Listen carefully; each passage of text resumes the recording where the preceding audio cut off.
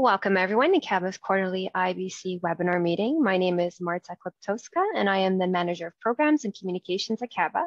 I'll be emceeing the slides today. I'd like to mention that today's webinar meeting is being recorded and will be circulated for those who could not attend and also to those that are attending today as well.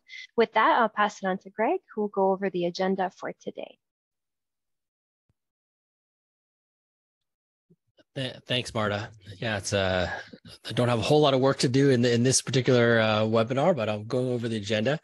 So at first there'll be a call to order, some welcome, some introductions, and a little bit about the IBC from Bob Allen. We'll go through some administrative work. So there's approval of the past minutes and whatnot. A little bit of a research update. We do collaborative research projects with the IBC and give an update on those. And also if there's any suggestions for future topics for 2023, we'd be open to hearing those as well. Marta will give an update on the CABA podcast, and then there'll be a keynote presentation on holistic intelligent buildings from Chris Larry from EXP, Stephen Hollicky from Tridium, and Journey Williams from Tapa. And then Ken Wax will give a brief update on white paper subcommittee, the progress. We'll go through some new business and then some announcements. This will be past events that in the industry and then future events in the industry.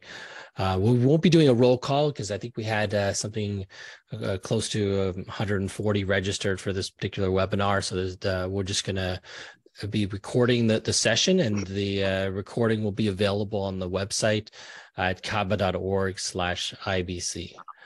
With that, I'll pass it off to Bob Allen to give a little overview about the IBC and some of the good work he's been doing over the years as a vice chair and then currently as a chair of the IBC. Bob? Thanks, Greg.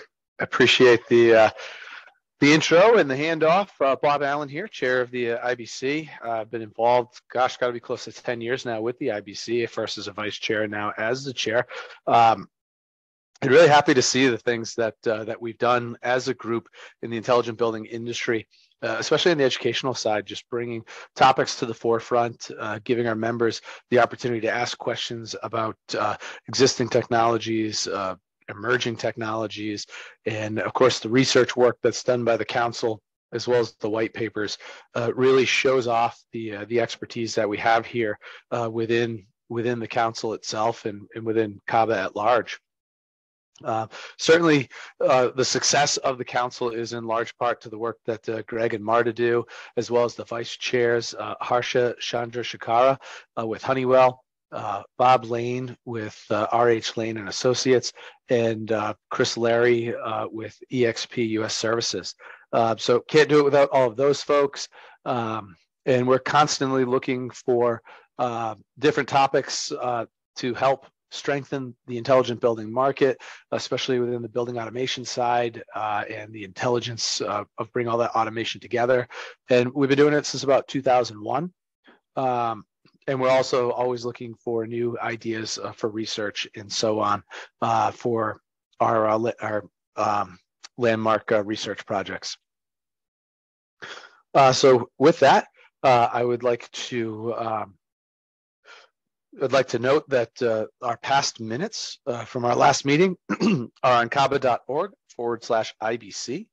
The minutes and notes are listed there from the November 10th, 2022 meeting. I'd like to make a call for a motion to approve those minutes. David Katz, I motion to approve minutes. Thanks, David. Do we have anyone who will second that motion? Harsha, I approve. Thank you, Harsha. Are there any opposed? Hearing none opposed, the motion passes and the minutes are approved. So now that we got the formalities out of the way, I'd like to hand it over to Bob Lane for an update on the research. Actually, Bob, it'll be Harsha that'll be taking over for Bob Lane today. Unfortunately, he couldn't make it. He's at I believe a conference today, so he sent his apologies. But yes, Harsha, it is up to you now. Good morning, good evening, good afternoon, everyone. This is an update on the research healthy buildings and indoor environmental quality. CABA Board of Directors selected this topic in February 2022. The research will define, investigate, and make recommendations to industry participants regarding the healthy buildings and indoor environmental quality market. Research will also provide a comprehensive analysis of key technical barriers, customer pain points, and adoption challenges in this market, as well as identify the strategies, technologies, and business model most likely to confront these challenges and drive revenue growth in the future. There are 15 funders on this project to date. Thank you for all the funders so far. And this is a 130K research project. And there are slots of 1K, 5K, 10K, and 15K, depending upon your funding level. The project is nearing completion, but it's not too late to join at the bronze or titanium level. Anyone interested in becoming a funder, please contact Greg at CABA.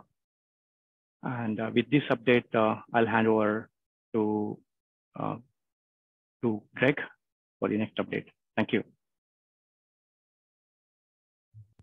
Thanks, Harsha. We're in the final stages of this particular project, and the one on healthy buildings, and there's still time to get involved. We'll be completing the final deliverables shortly with a 2-hour webinar explaining the research findings. But if you want to just get the full research project, contact myself at walker@caba.org, and we can have a call and discuss the project a little bit more detail. But it is about $130,000 worth of research that you can have for as low as $5,000 if you want to join.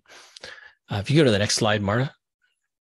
This is I'm just giving an update about some of the work that the IBC is doing. This is a project that started in 2021 and was completed. The first phase was completed in 2021. We continued it for a second year in 2022. And then now all the funders decided to continue this for another 3 years. So it'll be a 5-year project in total. And it's looking at a market sizing in North America for BACS, building automation control systems.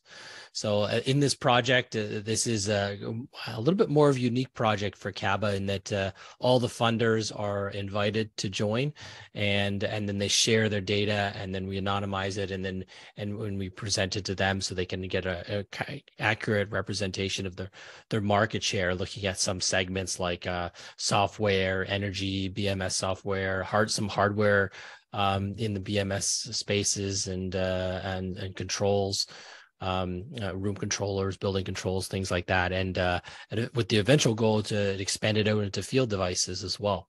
But so this is more of an FYI that we're conducting this research for another 3 years, and we're reaching out to 2 other organizations that are looking to join it. We have confirmation from one, and we're waiting for another one. So we're looking to expand the project slightly over the next 3 years.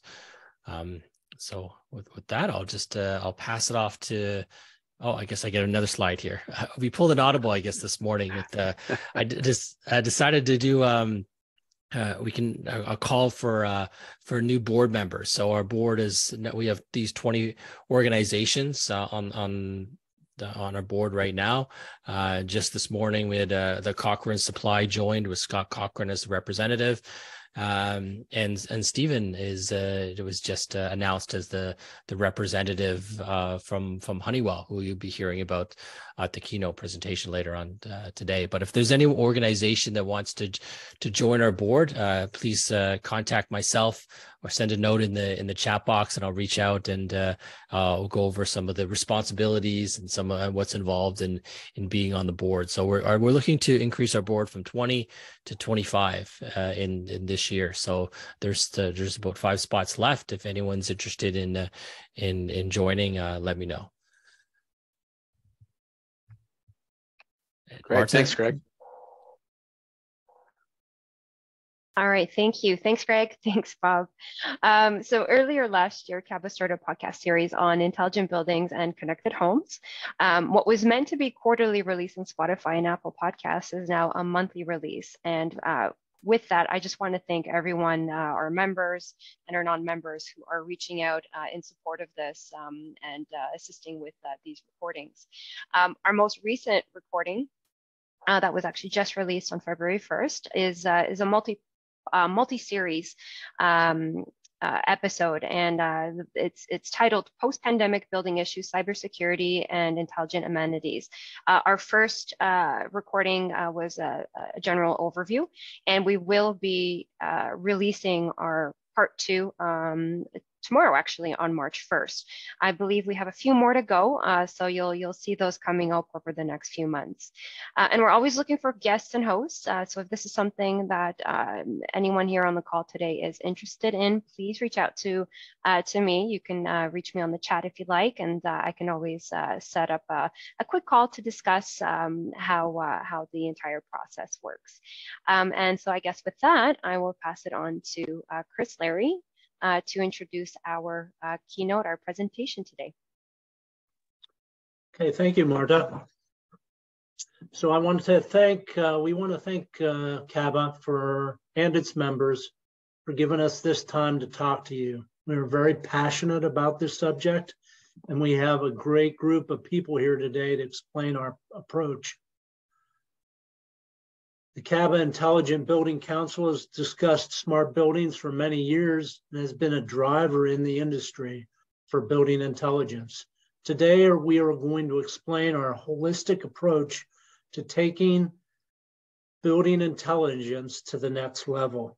You can go to the next slide. So my name is Chris Larry. I'm director of EXP's Solutions Sector, which helps our clients define their smart building needs. We have been a supporter of CABA since its inception, and I have been involved in the Association of Energy Engineers and ASHRAE my whole career. I'm also on the board of the National Institute of Standards and Technology, the Global Cities Team Challenge on Smart Buildings and Smart Cities. This group's goal is to take smart technologies to improve humanity.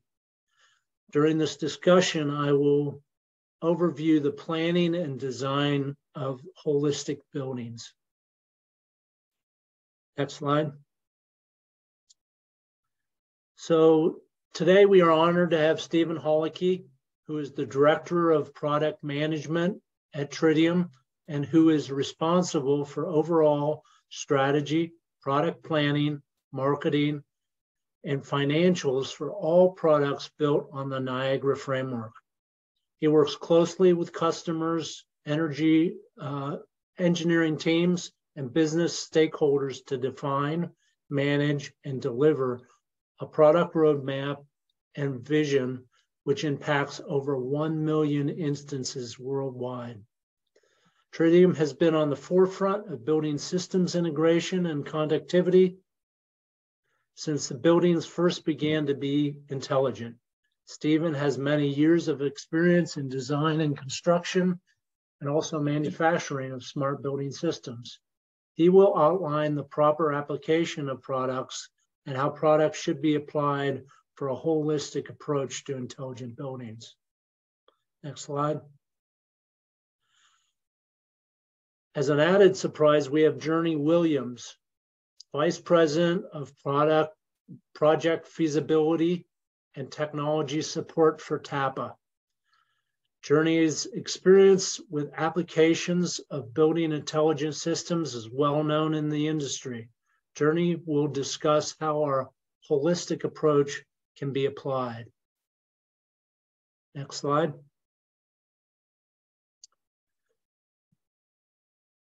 Why do we need intelligent smart buildings? Well, CABA defines smart buildings as an intelligent building gives building owners the flexibility to integrate individual building systems to deliver an enhanced working and living environment for occupants and optimal equipment functionality and better management of resources for owners. So what does that say? It basically is the benefits of smart buildings are better performance, interoperability, occupant satisfaction, and return on investment. People want better technology, systems that think for themselves, and occupants want services to support their stays in buildings. Businesses want to reduce their costs and increase their revenue. Next slide. So our approach,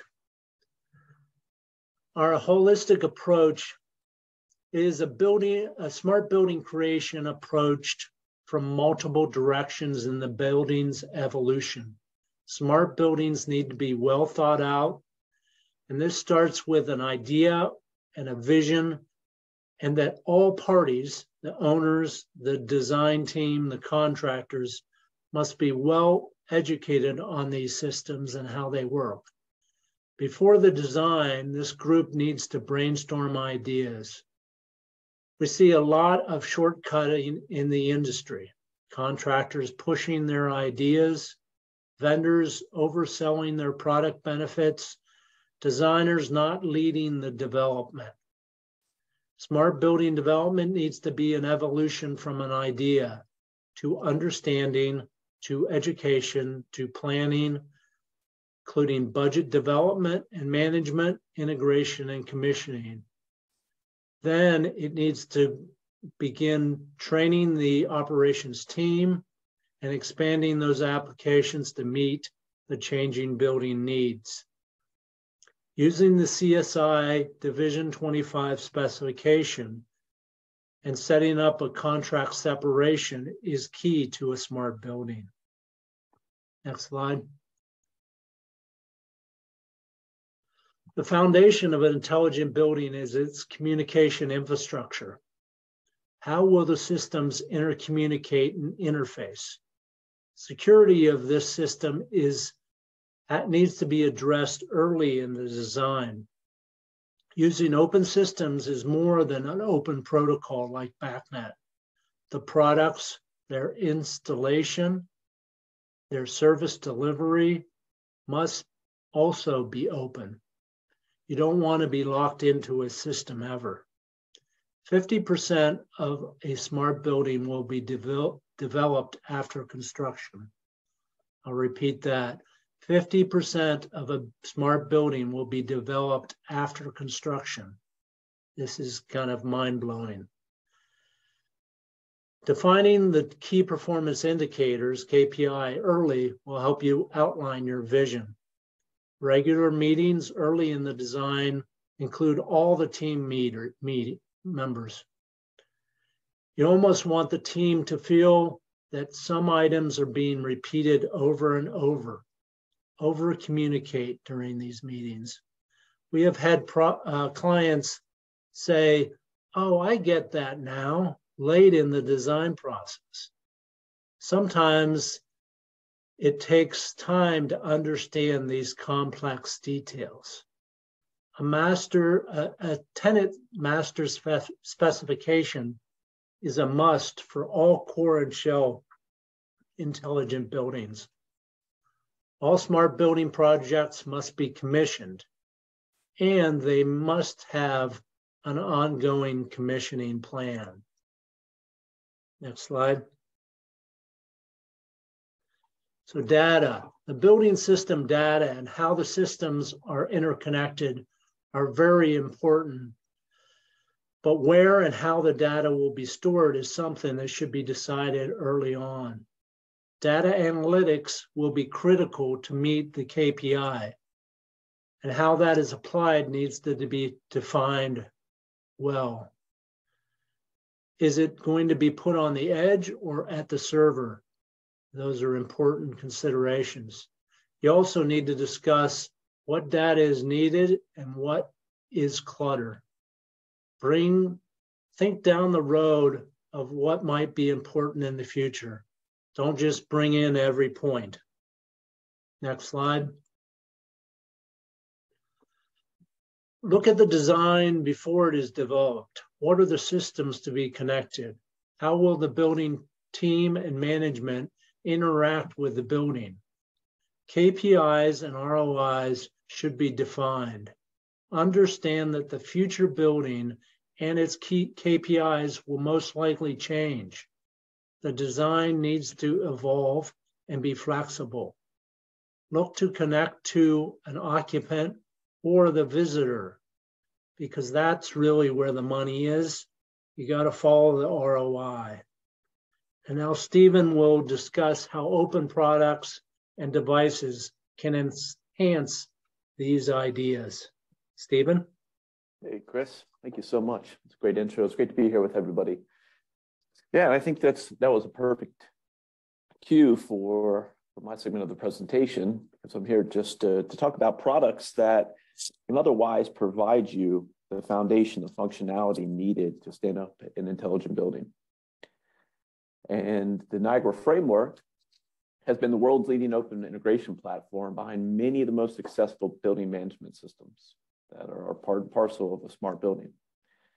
Now, of course, a smart building is more than just your traditional building management system. And I think that's one acronym that it would probably behoove us to refresh. And the reason why is because it's more than just HVAC, lighting, energy metering integration. The occupant experience is now what is otherwise a part of that larger ecosystem and how we understand the management of a building. So building automation system, whatever acronym you choose to use, there's a product that you can rely upon to deliver that functionality. And of course, in a scalable fashion. And the Niagara framework is something that can run on either a server class machine or even down at the equipment level. So think of a unitary controller, for example. And within the Niagara framework, you have a number of application interfaces at your disposal or at a system integrator or contractor's disposal that can enable the overall design, control strategy, and graphical user interfaces that the engineers, the building technicians will be interacting with on a day-to-day. Another good thing about this, especially considering Chris's comment that 50% of what otherwise represents a smart building gets implemented after the initial construction. I mean, that is truly a profound statistic. And I'm really glad that Chris brought that up, because it's a great segue as well, because just to note here, look, the Niagara framework can be installed either as a retrofit over existing controls or just as part of a new build. You've got complete flexibility with how you deploy that. And I think that's why it's been such a proven solution within the industry. And as you seek to understand, hey, well, how do I manage the data? Well, you've got a number of options to choose. From an analytics perspective, if you want to deploy analytics down at the edge, you can do that, all within the Niagara framework. And then the same deal, you can do it at the cloud as well. And of course, how all this is happening is that the Niagara framework really has an amazing community of developers, system integrators who extend the framework and build purpose-built applications which solve a problem that a building is experiencing, whether it relates to HVAC management, energy management, occupant experience and control, you name it, you have the capabilities to be able to really build a solution which solves those problems. And of course, whatever protocol you find within the building, and I mean communication protocol, of course, you're going to have a product that you can rely upon that will be able to aggregate and normalize data from that system, expose it to an independent data layer that can be extended. And then, of course, you can create sequence logic therein to automate the entire end-to-end operation of your facility and its systems. Next slide, please. It truly is a standard and unifying platform. And as I mentioned, it provides that essential device connectivity and data normalization that's required to unlock operational data from those traditional device level and equipment level silos. As Chris mentioned, it has to be open. Now you might say, well, hey, he said it has to be open across the board. We believe that. At the very end of the day, one of our product mantras is that it's entirely open.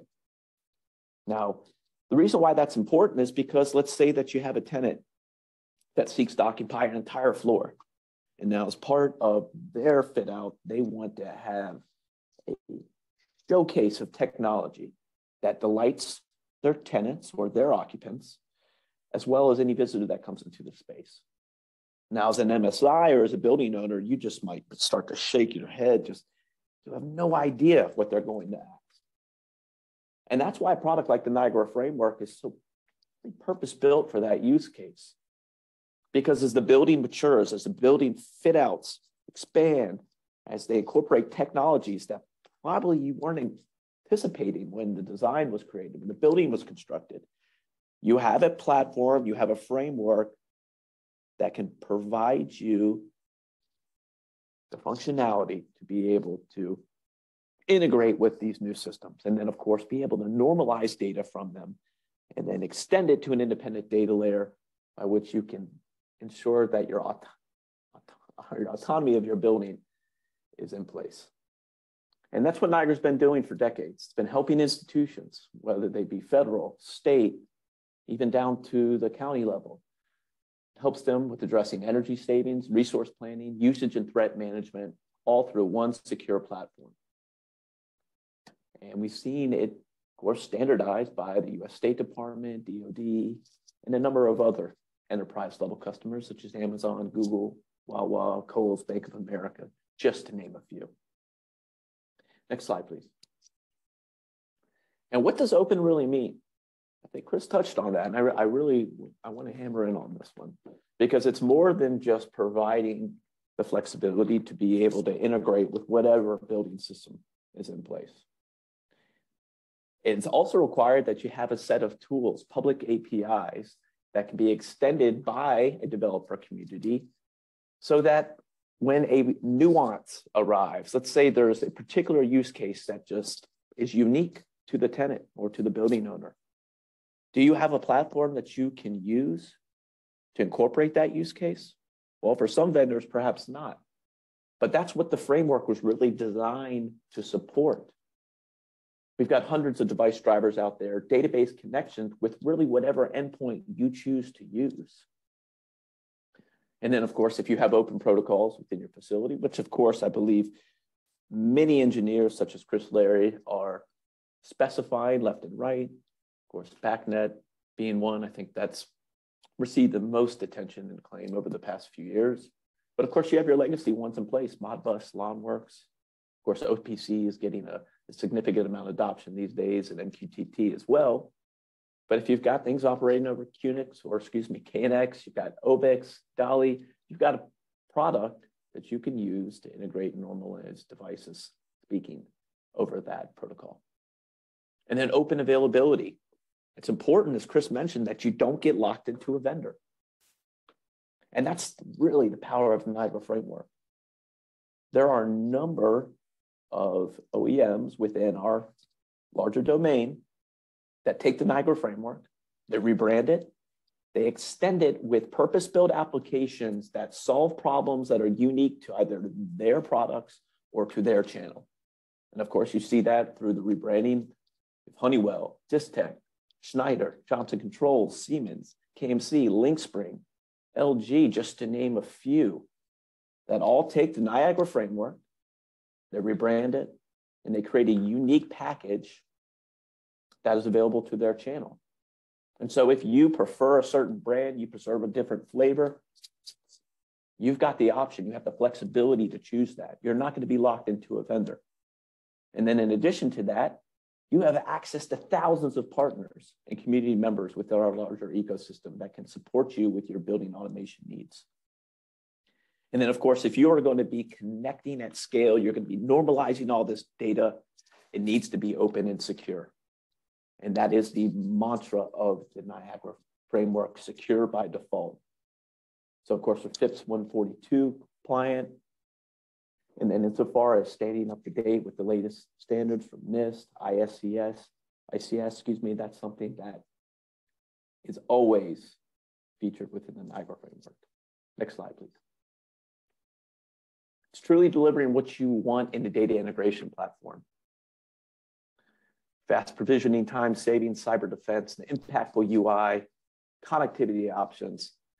All of these value props can enable you to achieve outcomes such as enhanced occupant experience, preparedness for the age of artificial intelligence, And of course, analytics supporting your enterprise data strategy, whether it be at the edge or in the cloud or on-prem. And then this all gets us that one step closer towards getting a sustainable carbon-free future, which I think is one thing that's on the top of all of our minds here. Next slide, please. So some products that help really enable this. Of course, we have our Jace controller. We have portability offerings, which are akin to a Jace controller, but it's just running on a different piece of hardware. Let's say, just for example, that you're not able to get a Jace. Well, the best part about it, you have access to, again, a large ecosystem of partners that have taken the Niagara framework, they've ported it onto their hardware.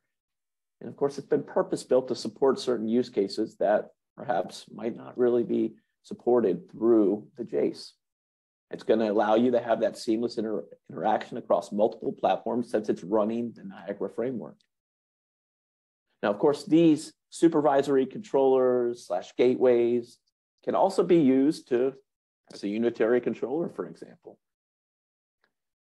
But it's really, that's the medium that's being used to normalize and aggregate data from serial-based protocols. And another thing that it does is it ensures distributed control of building systems. That's so important to note. As we talk about this migration to the cloud, it leads to the question, well, what happens when my communication with the cloud is severed due to an unforeseen circumstance, such as a contractor severing the fiber coming into the building? It's happened before. What happens to my building systems during such an event? Well, the Niagara framework has that use case, again, incorporated into the overarching design. You've got the ability to ensure distributed control across your building automation system by installing a Jace, for example. It's going to have all the right sequence logic installed therein that will be able to run your building as if nothing happened during such an event where a contractor decides to sever your incoming fiber line. And then, of course, having all that essential control commands being sent to the equipment, again, preserves that operation. And you get that through having a Jace installed in your facility or a portability device. Next slide. Excuse me, Stephen. Can we, yes. We're kind of running out of time. Can we switch over to Journey? You got it. You got it. And here's just what it looks like as Journey will take over here in a second. It's going to give you an overarching design of here's what the building architecture is going to look like when it gets installed. And I appreciate everybody's time today. And just to note one more thing, I think another reason why you'd want to choose the Niagara framework is because security. Secure by default is such an important thing. If you're going to have all these devices networked, and let's say that they're on, hopefully not on your IT network, it's important that you have security reinforced across the board. And there's so many factors that this is going to depend on. But of course, you have a reliable product that you can use that's going to be secure. You have full encryption in transit and at rest. And here's just a nice quick slide that's going to give you an overview of all of the partners and brands out there that are either rebranding the framework or have it installed at their facilities. Thanks again so much for everyone's time. And then, of course, ESG, right? That's going to be that last thing that's going to be keep on coming up over and over again as we continue to evolve as a building automation industry. And you've got a product now, of course, that you can rely upon to provide you all of that functionality. I think it's my last slide, and Journey, I'll pass it along to you. Thank you very much, Stephen. I'm Journey Williams. I started out in the system integration side with a DC area system integrator, and then we developed a new approach through one of our projects and spun out Tapa as a new company. What we see, it specifically in response to the holistic buildings and smart building evolution over time. And really, what you need in a smart building, Chris and Stephen both did a very good job, but it really comes down to a lot of Chris's topics of teamwork, goals, and getting everyone's buy-in at the beginning. You've got to get people excited about going into the office. You've got to get especially now with COVID and as everyone's trying to figure out what the new normal is, you have to make sure that you're thinking not just about now, but about every eventuality, and have the flexibility to meet everyone's needs in the most cost-effective, efficient way, and really to create a truly collaborative workplace where everyone benefits. And that's how you increase the value of the buildings, you increase occupancy, and you make sure that safety and security and IT are at the forefront, building in those firewalls so that you can get everyone's buy-in. Because in the past, one of the most difficult buy-ins to get when you were talking about smart building was the IT groups. So that's a very important part, and it's very important to bring them in early and to set up true IT security and cybersecurity that's ongoingly monitored. Next slide. Really, when you think about it, normally when everyone's bringing up stakeholders at the beginning, they stop at the ownership, the occupants, and the design team. But you really have to take into consideration everyone who's going to be involved in the building in any way, shape, or form, the local community, how you market, promote the building affects the neighbors and lighting and everything. So you really have to sit down and make lists at the beginning of a project. Next slide.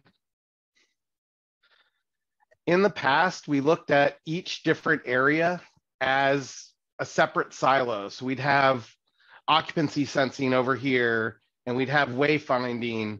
And to make a smart building, we'd put them all in the same computer, but they may even be separate programs. And I'm not saying that we're combining all of them, but there's a lot of overlapping data from them that you can gain cost efficiencies by syncing them up if you do it at the design phase. Next slide. A smart conference room may have as many as 10 to 15 different technologies in it, dealt with by more than 5 contractors. So that's really where you need to sit down and think, okay, what's the user experience? And not think of what technology do we want? And then get the whole design team involved early and say, how can we eliminate products, eliminate overlap, and eliminate devices on the wall is a lot of what it comes down to.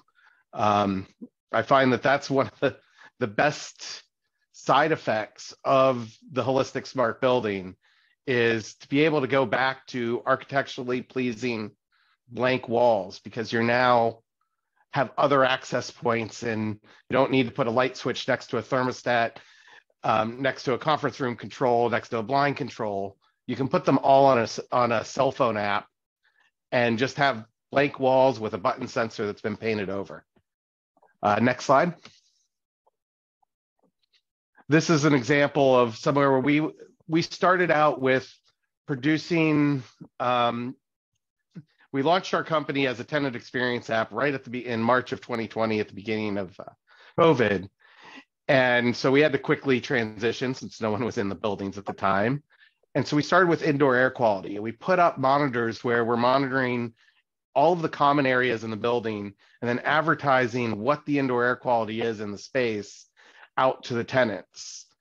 And everyone thought of it as just a help return to work dashboard, essentially, that was put down in the lobby. Well, once you get deeper involved, next slide, you actually found out that it also is energy efficiency, because we found out that the outside air fan schedules weren't matching the air handler schedules.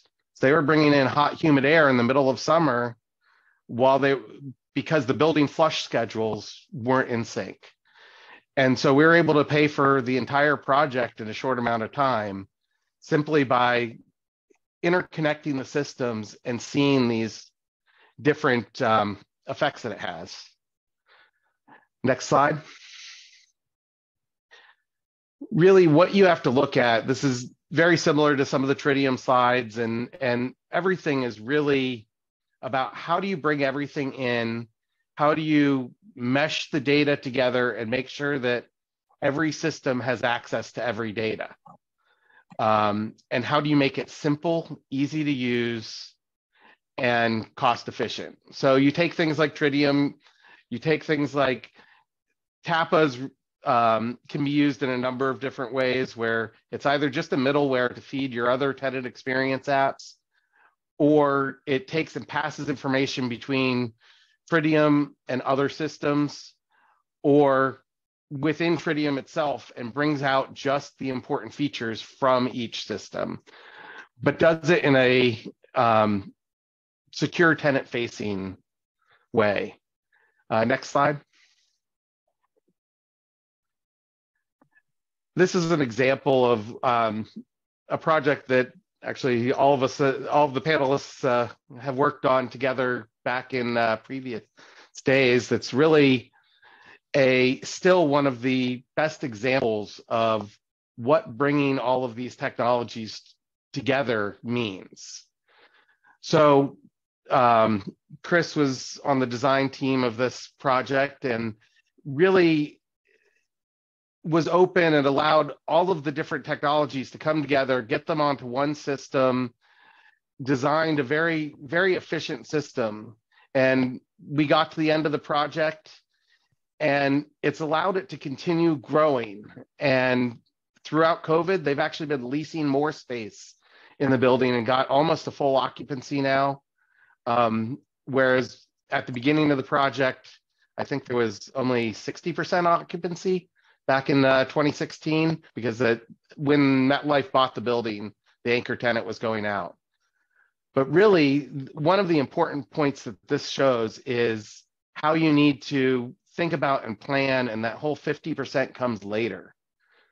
Because a lot of the tenants haven't been able to take full advantage of it because of the planning and the master specs not being in place at the right times. So now a lot of the tenants are coming in and taking advantage of the systems, but it's really taken a team effort and everyone understanding. And that's where the teamwork and the building the whole team and getting everyone involved is important at the beginning. Next slide. This is an example, you can keep clicking through, of how the indoor air quality has been used to help get people back in the building. This is a church that advertises the air quality score on their website in order to bring parishioners in and to show that, look, we are taking care of this. We do care, we're monitoring it. We know that our systems are maintained well. Next slide. So really, it comes down to looking at your use cases, figuring out what is the best approach. How do you interconnect these systems? And a lot of times, if you bring all of the players together, you can save a lot of money from overlap by doing things like, as Chris mentioned, Division 25, and brainstorming these different ideas to look at how do you eliminate overlap? How do you install the most efficient system that will help everyone involved, ownership to occupant, while keeping your mind on occupants. Next slide, I believe, is the last one. This really just covers a lot of what what I was talking about. Be careful with value engineering. A lot of times, people will save on the fact of, oh, we're not going to connect the lighting system and HVAC system because it saves $100,000, just as a round number up front. But then by connecting them, you save 6% energy right off the bat. And that's from a DOE study in Baltimore. But more importantly, you add extra features and extra value later on in the project, where you can start adding occupancy systems and things like that. It's Chris, back to you. Okay, I think we'll go into questions. Marta, I'm not sure how you're going to handle the questions, but Is there anybody that has any questions? Yeah, I think what we can do is if anyone wants to unmute themselves, they may, and please feel free to go ahead and ask any questions you may like. You could utilize the comment box, the question box, or raise your hands. And I think David has his hand raised. So David, if you have any questions for Journey, Stephen, or Chris. Yeah, thanks a lot. I guess my question is, how do you bring this to the agenda of ESG and decarbonization? That's, as you pointed in one of your slides, how do we get those deep retrofits that now our governments are asking for to use the smart buildings, but to achieve the data required to prove that they decarbonized and switched to, heat pumps? Any ideas in that regard? I'll start the conversation. And that's what I was trying to get to, is that you need to start, you just don't go right to ESG. You got to think about ESG globally, and how does your building, how do you get the information from the building to prove that you met the ESG requirements? So I agree with you that needs to be integrated, and it can be a big proponent for what you're trying to achieve. Journey or Stephen? Yeah, I think if I can just add on, David, that's a great question. And I think it does kind of start, step one, I have to have the data, right? So I have to have the data aggregated, normalized at an independent data layer that can be extended. Step one. Step two, I need to be able to, of course, have a well-defined program across my portfolio of facilities towards achieving those goals and how I'm going to do that. Now, of course, you've got a number of, I think ASHRAE has a list of what I would call high performance sequences of operation that can deliver energy savings, right? Without having to sacrifice occupant comfort, because sometimes those can be competing goals, right? And I think COVID has proven that. Just to be able to get the requisite air changes per hour to ensure we have, we're controlling the air, the quality of the air in the space, that's come at the expense of energy savings. So I've been putting forth these aggressive energy targets for reducing it across my portfolio of facilities, but then at the same time, I need to ensure that that I have the right quality of air from an indoor perspective. So I think coming across those, you develop your standards across your portfolio, and then execute them writ large across those portfolio facilities. You can do that with a product like the Niagara Framework. And we've seen a number of partners within our domain that have just been able to achieve all of these ESG targets that they've had in place just using the Niagara Framework alone, and kind of that step-by-step approach that I just mentioned. And the one thing that I'll add to that is it's really important to get the user buy-in. So what Tapa is, I guess I never really went into the full detail, is a user experience app. So you display information and you give the ability for the tenant to do moderate levels of control. So they can adjust their temperature within a range in their office space. They can adjust their lighting. And as you give the users these abilities, you can market out to them about what the reductions are, what their actions cause. And did you know if you do X, then you'll help save Y amount of greenhouse gases? And really, it comes down to getting buy-in from everyone down to the people actually using the space. And then taking all of the data points from it and running algorithms, analytics, as we're getting into the AI, as we're getting into energy savings on that data, and being able to compare it to the energy metering data that the buildings are collecting. So we have a question here from Richard Nordy. Is there interest in monitoring water use in smart buildings? Well, I guess I'll take that. Yes, there is. I think water, we're looking at that as like the major utility, and especially in the West where they're running out of water. Water should be a more valuable commodity. And so most of our buildings, we meter water, and we try to push all kinds of utilities to be metered, even their internet usage?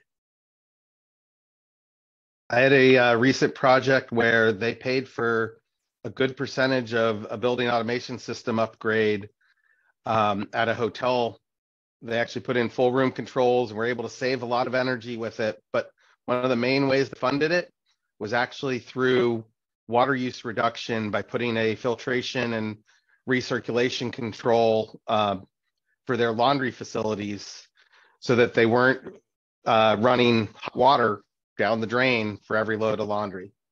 And it reduced the water and sewage bills by so much that it paid for most of the rest of the project before they even looked at the electrical usage.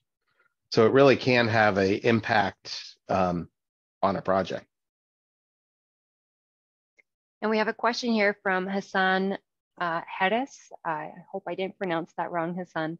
What is the requirement, or what are the requirements to have access to the APIs for integrating third-party devices? I'll jump in on that one. So Hassan, of course, it's going to vary according to manufacturer, and I think that is the one. I'd say that's my one word of caution about this. We've seen the proliferation of the use of APIs across the entire OEM or OEM space just in general. And I do have a fear that we're heading back into the proprietary world where everybody has their own bespoke means of integrating with their devices. That's the value that these open protocols provide. It's that all manufacturers, regardless of what your product does, you're complying with the requirements of that standard protocol, such as BACnet, for example. So insofar as, this is a Niagara specific question, we have a number of published APIs that you can utilize to integrate, let's say, RESTful endpoints or web services with a Niagara station. And think about, like, if you wanted to pull in air quality alerts, you wanted to use that to dictate the position of your outside air dampers. So, when you're dealing with high smog, for example, in the Denver metro, you want to put your outside air dampers to minimum during such an event. That's something that you could easily pull in with an API integration. And if you're using Niagara, all that stuff is well documented. That's great. Thanks so much, Stephen. And I think we have time for one last question. David Katz, would you recommend using benchmarking tools such as Building Intelligence Quotient or Spire or Smart Score to get the building intelligence shown to all to contribute to the integrated design of the upgrades? Yeah, that's a great question, and it's probably one that we failed to kind of go over in our presentation. Some of these, the BIQ tools and some of the other tools that he mentioned are great tools to kind of see where you are in the design, and it'll help you design the system. I know the BIQ, you can go into the BIQ and maybe you're designing it in a preliminary way. You can input your scores and it'll tell you how to design the building to advance your score. So it's really kind of a learning tool too. So that is a great tool, and that would be one that we would promote. That's great. Thank you. So I guess with that, we will we'll move on and just I guess before we move on, Marta, just a very big thank you to Chris, Journey, and Stephen for a very good, thorough presentation, and certainly taking questions from the group. Really appreciate your time on that. And Marta, thanks for help with the questions and so on. I'm getting Bob. Well. I'm getting a lot of responses from people asking for the slides.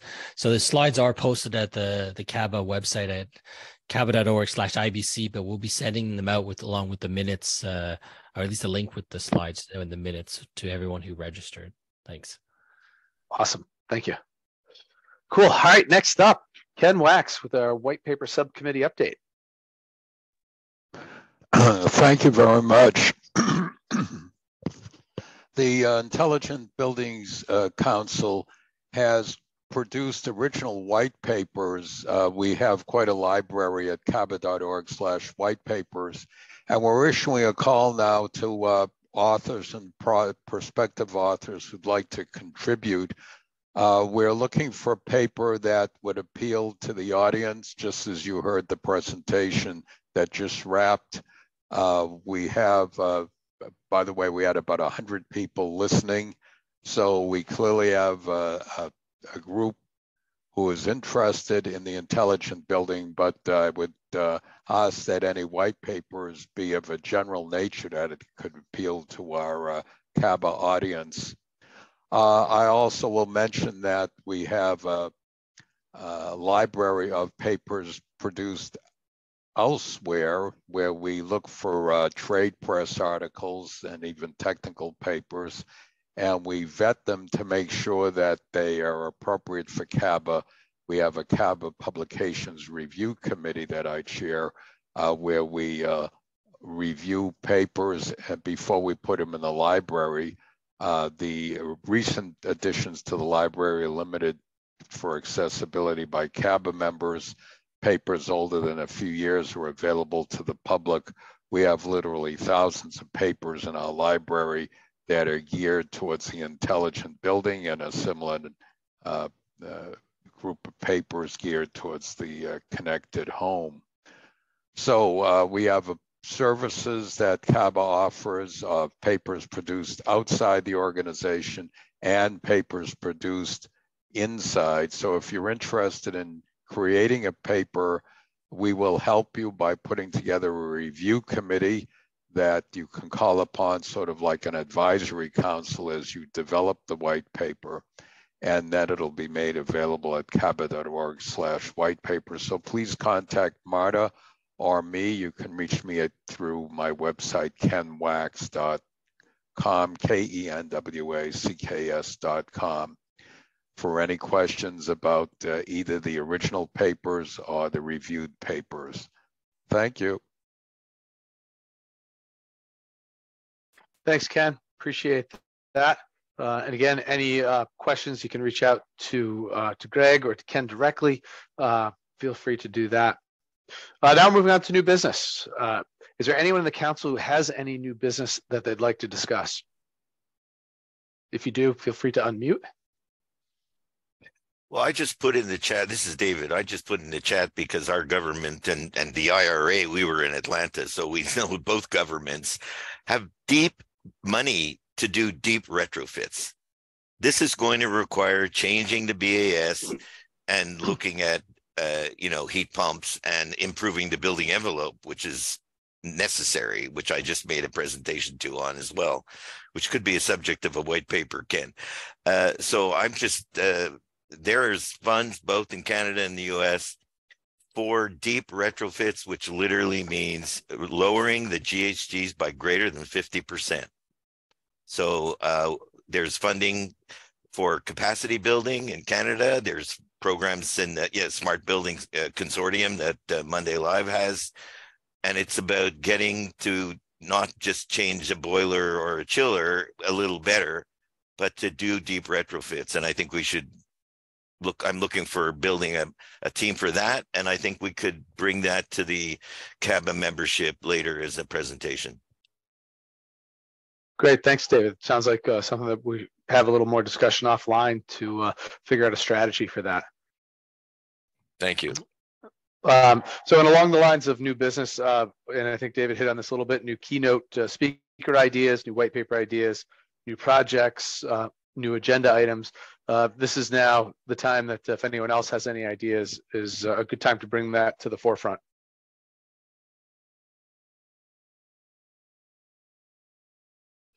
All right, hearing no other bits of new business, we'll move on to our announcements. Harsha, you're going to champion those?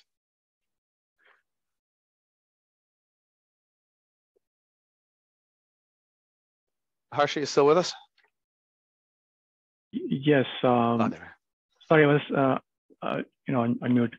I think the past we have had the building show in Toronto now, and the BASIC in February, and AHR Expo in February 6 to 8 Atlanta, Distributed International February 7 to 9, and BuildX Vancouver on February 15, 16. So these are the events where we had involvement in, and had, in the upcoming events where we have presence in is ISH in March in Germany, IFMA World Workspace again in March, and IFMA Facility Fusion April in San Francisco, and Light Fair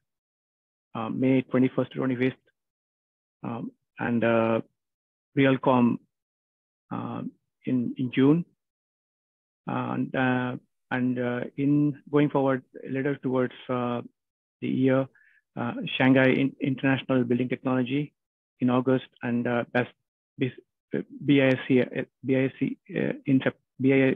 BICSI in September, and Green Building in September. So I think this is where CABA will have presence, and yeah, looking forward to kind of have a good session there. Great. Thanks, Harsha. And I'm unclear. Maybe I just heard it wrong. Greg, does CABA have a booth at all of these, or are these more FYI, or which ones are you attending? Well, we don't have we'll probably have a booth at Light Fair, at RealCon, IBCon, at Greenbuild, and potentially the Shanghai Intelligent Building Technology Show, and maybe even BICSI, but at least we'll be attending BICSI.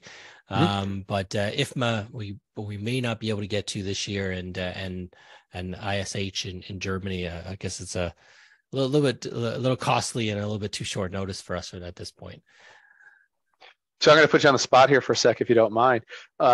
The shows that CABA may not have somebody present at, is there anything that our membership can do to help CABA help promote what we're doing here, the council, at some of these other shows? Well, we have a speakers and ambassadors bureau. So if you do want to submit to speak at an event, we can provide some material from some research projects and some of the CABA material that you could present. And there is in certain situations, we've had some members man a booth for us. I know that David and some others have done that in the past at different events. Yeah, so sometimes we just go to the event, and other times we have a booth and more presence. But it all depends on timing, location, and various other factors. Sure. And our member companies are welcome to have the CABA badge or nameplate at their booth, right? Yeah, we have the CABA member signs and banners and things like that that you could let us know if we do see you at the event. We put them, but we can always send them as well. And this is just a short list of events that we do have for the industry. We have a much more detailed calendar, even some local events that may be local to you that aren't displayed here. So we have some that are events that are endorsed events, and other ones that are sort of not endorsed events. But it's quite a big list, but we try to have as exhaustive as we can in terms of both intelligent buildings and connected homes. If I may add, just because I'll build on what Greg just said, we're trying to organize a BIG group, Building Intelligence Group, and this is all across North America. So these are meetings with people in each city. So BIG is an org set up to facilitate less costly events where people can get together. So we're doing one in the GTA, Greater Toronto Area, and there's all kinds of cities in the US that are having BIG meetings. And I think they have an association agreement with CABA to promote. And many of the members who come to this are employees of our member firms. So I just wanted to add that. Thanks. Great. Thanks, David. All right. Any other questions on Harsha's announcements? All right. Then I guess we're at the last item on our agenda today. Would like everyone to note that our next IBC meeting will be Tuesday, May 30th. So please put that on your calendars. It's great to see the attendance that we have and to see that it's growing. The minutes for today's meeting will be available on the IBC or CABA.org/IBC, so you can review those once they're up in a few days. And with that, I'd like to make a call for a motion to adjourn the meeting. I move to adjourn, David Katz. Thank you, David. If anyone will second that motion.